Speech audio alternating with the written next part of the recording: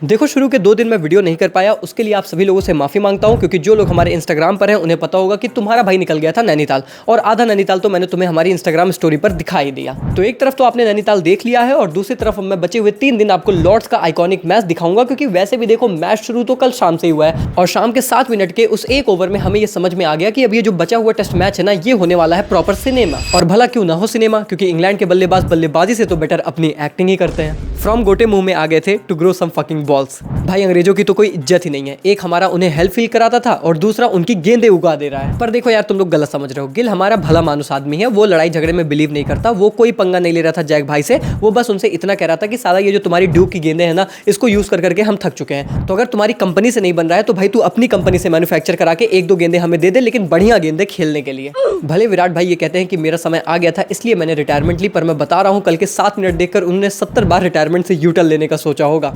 In fact तुम एक तरीके से सोचो तो अंग्रेजों के घर पर उन्हीं के किले में होम ऑफ क्रिकेट जिसे हम कहते हैं, यानी कि लॉर्ड्स में जाकर उन्हीं के बल्लेबाजों को कह देना कि अबे साले हिम्मत जुटा, तेरे दम नहीं है क्या नीचे। ये अपने आप में बहुत आइकॉनिक बात है, और हमारे एक नए कप्तान ने जाकर पहले ही टेस्ट सीरीज में ऐसा कर दिया, ये उससे भी ज्यादा आइकॉनिक है। भाई साहब रिस्पेक्ट इंक्रीज्ड फॉर हमारे गिल भाई, जो कि रन भी बना रहे हैं, कप्तानी भी कर रहे हैं और सामने वाले की बजा भी रहे हैं, और इनफैक्ट सिराज भाई को ये भी फील नहीं करा रहे हैं कि वो अकेले पड़ गए हैं। ऐसा कप्तान भी बन रहे हैं जो कि सिराज भाई को प्रॉपर फील कराए कि भाई तू लड़, हम सब तेरे साथ हैं। हमारी इंडियन टीम ने बेसबॉल का लिटरली तमाशा बना दिया है। ये वही बेसबॉल है जो कहता था कि हम नाइट वॉचमैन नहीं भेजते, अबे भाई हम डिफेंड नहीं करते, अबे भाई हम किसी से नहीं डरते। एक ओवर खेलने में इनकी हमारे से फट गई थी, और ये बताता है कि हमारी टीम कितनी ज्यादा स्ट्रांग है और कितना ज्यादा डिफरेंशिएट है दोनों टीमों की क्वालिटी में, specially in our bowling lineup. देखो जैक क्रॉली जिसने पूरे दिन फील्डिंग की थी, अगर वो आखिरी ओवर में थोड़ी सी नौटंकी करके एक ओवर बचाना चाहता था तो इसमें मैं उसको गलत नहीं मानता। इनफैक्ट शायद कोई भी बल्लेबाज होता तो यही ट्राई करता, स्पेशली जैक क्रॉली जैसा बल्लेबाज जिसका टेस्ट करियर के एल लगे हुए हैं, और ये पारी उसके लिए बहुत इंपॉर्टेंट हो सकती है उसके फ्यूचर को ध्यान में रखते हुए।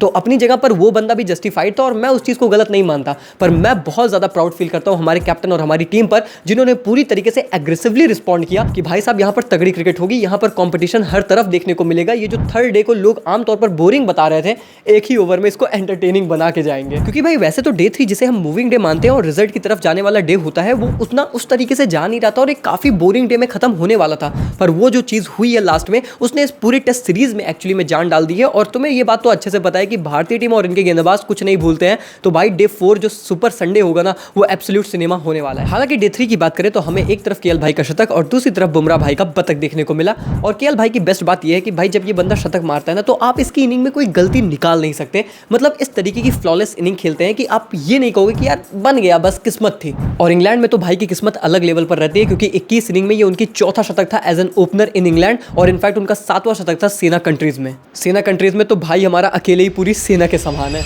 और आपको याद होगा कि मैंने केएल को लेकर यही बोला था कि ये बंदा शुरू में हर सीरीज में रन बनाता है, बस कंसिस्टेंट नहीं होता। इसीलिए मैं चाहता हूं कि इस बार केएल भाई कंसिस्टेंट रहें, और एटलीस्ट अभी तक ये बहुत ही कंसिस्टेंट रहे हैं। हालांकि वो बात अलग है कि ये कंसिस्टेंट भी ना हर चीज में होते हैं। रन बनाओ रन ना बनाओ, गलती खुद की हो गलती दूसरे की हो, मैच में एक बार गाली खाना तय है तो तय है। इस मीम को जितना मैं रिलेट कर रहा हूं, या तो ऋषभ भाई का रनआउट हो सकता है, या फिर केएल भाई का शतक मारने के बाद कंसंट्रेशन लूज करके अपनी विकेट गंवाना। लेकिन रियलिटी यह है कि केएल भाई ने खुद जाकर एक्सेप्ट किया कि यार मैं लंच के पहले शतक मारना चाहता था, इसीलिए शायद ऋषभ पंत वो रन भागा और वो रनआउट हुआ।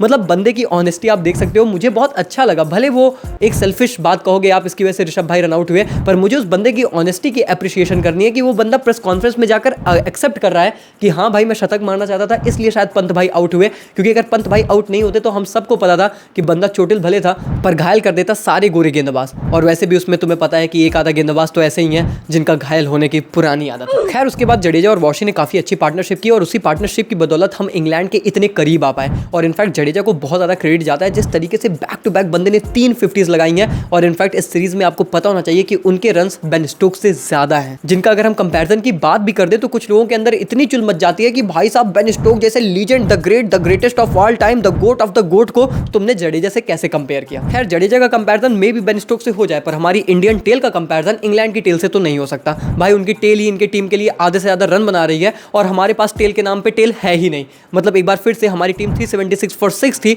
और 387 पर हम ऑल आउट हो गए। और उसमें तो भाई मेरा सबसे ज्यादा खून खोला वॉशिंगटन सुंदर भाई को देखकर, जिन्होंने बहुत ही कमाल की पारी खेली थी। पर भाई विकेट पे विकेट गिर रही है और बंदा रिस्क लेने को तैयार ही नहीं था। भाई वहां वहाँ पर हम चाहते ना तो इनफैक्ट डिक्लेयर करके साला 2-3 ओवर एक्स्ट्रा इंग्लैंड को खिला सकते थे। और अगर ऐसा भी नहीं करते तो हम ईजिली 20 से 30 रन जो कंप्लीटली वहाँ पर छोड़ के आए हैं, क्योंकि हमने रिस्क ही नहीं लिया, वो वहाँ पर बटोर सकते थे। तो वो चीज़ मुझे काफ़ी ज़्यादा फ्रस्ट्रेटिंग लगी from an Indian point of view, क्योंकि डेफिनेटली हम यहाँ पर टेस्ट मैच का रिजल्ट चाह रहे हैं, ना कि हम ड्रॉ की तरफ देखना चाह रहे थे। तो वो चीज़ फ्रस्ट्रेटिंग थी, लेकिन उसके अलावा सब कुछ इंटरटेनिंग ही रहा है। और जिस तरीके से वो लास्ट ओवर गया है, तो मैं पता है कि भाई डे 4 तो और भी ज़्यादा इंटरटेनिंग होगा। बाकी मुझे पूरी उम्मीद है कि इंग्लैंड वालों के भी ईगो पर तो बात आई है, तभी टिम साउदी भाई प्रेस कॉन्फ्रेंस में आकर जो मन में आया वो बक रहे थे कि भाई इतना टाइम तो शुभमन गिल भी लेता है, हमें क्या तुम ब्लेम कर रहे हो। पर भाई यही तो हम चाहते हैं, यही तो आप ट्रिगर हो जाओ और थोड़ा सा अपने लिए ही गड्ढा खोद दो। यही एग्जैक्टली हमारी टीम चाहती है और हमारी गेंदबाजी उसका फायदा उठाए, यही हम उम्मीद करते हैं। हालांकि यार कल सब कुछ बहुत ज़्यादा परफेक्ट था और डे 4 और भी ज़्यादा क्लासिक होने वाला है। पर एक चीज़ जो मैं थोड़ा सा मिस किया वो डेफिनेटली हमारे किंग कोहली थे। मतलब मैं सोच रहा था कि लिटरली भाई अगर उस मोमेंट पर हमारे किंग कोहली होते ना, जैक क्रॉली की फाड़ के अंदर तक दे देते। ये बात तुम्हें भी पता है। पर भाई सुपर संडे के लिए आप तैयार हो जाइए, एक और ब्लॉकबस्टर संडे लोड कर रहा है और जिस तरीके के हालात है तुम्हें पता है कि मजा तो क्रेजी आएगा एंड होपफुली रिजल्ट भी इस मैच का आएगा। आपको क्या लगता है, इंग्लैंड क्या कुछ उखाड़ पाएगा? मुझे कमेंट्स में बताओ। वीडियो पसंद आई तो लाइक मारो, चलो कर दो सब्सक्राइब। मिलते हैं कल सुपर संडे के बाद, देखते हैं कि क्या होता है इस मैच का हाल।